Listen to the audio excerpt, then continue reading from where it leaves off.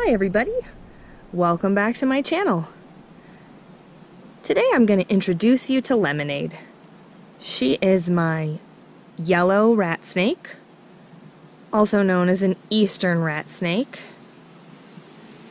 And all my subscribers know that I don't pronounce Latin, so I'll put the Latin name going by your screen right about now.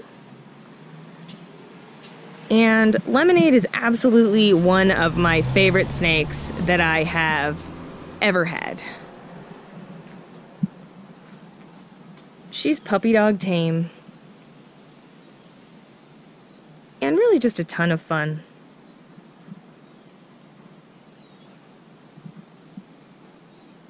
She's one of my favorite snakes to take out in public and have people meet because guaranteed she's going to be friendly, she's going to get along with everybody.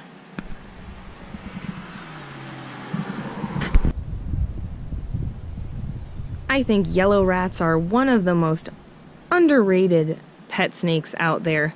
Everyone's really excited about corn snakes and ball pythons. And don't get me wrong, they're all great. But I think as far as native North American snake species go, it doesn't get more naturally beautiful without needing any morphing at all than the yellow rat. Hey, where are you going? Wait, we're doing a video. Hold on.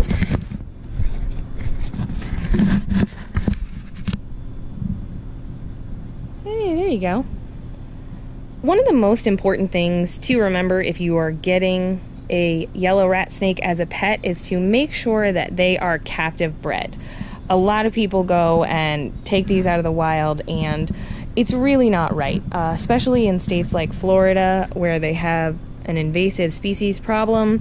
It's really essential that we leave these native species in the wild, because the best way to combat an invasive species is with a native species and a healthy population of them.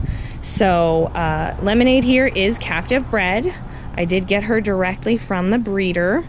And I actually got her at the Chico Reptile show last year, and I have a video on the Chico Reptile show from a couple months ago if you guys want to check that out. It is a fun little show. Yellow rats and eastern rats are one of the easiest species of snake to take care of if you live in North America or a similar climate, simply because they do so well here. You don't have to work as hard to keep their temperatures up or their humidity up, because they're really well adapted to the variances in temperature and humidity in North America. Now, they do have ranges that they like to be kept in. Obviously, you don't want to keep them in a furnace or a freezer, but in general, if you have any kind of a power outage, anything like that happens, these guys are going to survive it really well, whereas some of your exotic snakes from Africa and Asia, frankly, aren't necessarily going to do as well in that kind of a catastrophe. So if you do have extreme climates where you live, this is a much, much easier snake to care for because they will handle these variances much better. Lemonade here is one of my favorite snakes to take out in public. She makes a great education snake for kids, adults, people who are trying to get over snake phobias, because she is a wonderful example of a snake that, when it's captive bred and handled all its life, is basically puppy dog tame. Now, do keep in mind, it's an animal, so if it has a mouth, it bites. But so far, I've never had her bite anyone, never bite me, and in fact, she doesn't even bite her food all that hard. She's just a gentle, sweet little girl.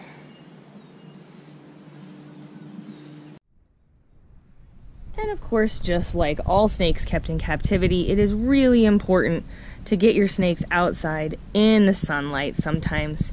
Never take them out unattended, and never leave them outside, because they can fall prey to birds, raccoons, foxes, other predatory animals out there. So you want to make sure you're holding them and keeping a close eye on them. but they really need that natural sunlight. Even if they have UV light, even if the pet store told you they don't need UV, these guys absolutely do. These are diurnal snakes. They're not nocturnal, so they really, really need that natural sun. And when you get them out here, that's when you can appreciate these gorgeous colors. Well, that's all Lemonade and I have for you today. If you enjoy watching her and you want to see more of her, please drop a like. And if you want to see more of my reptile friends, please subscribe. Thanks so much for watching.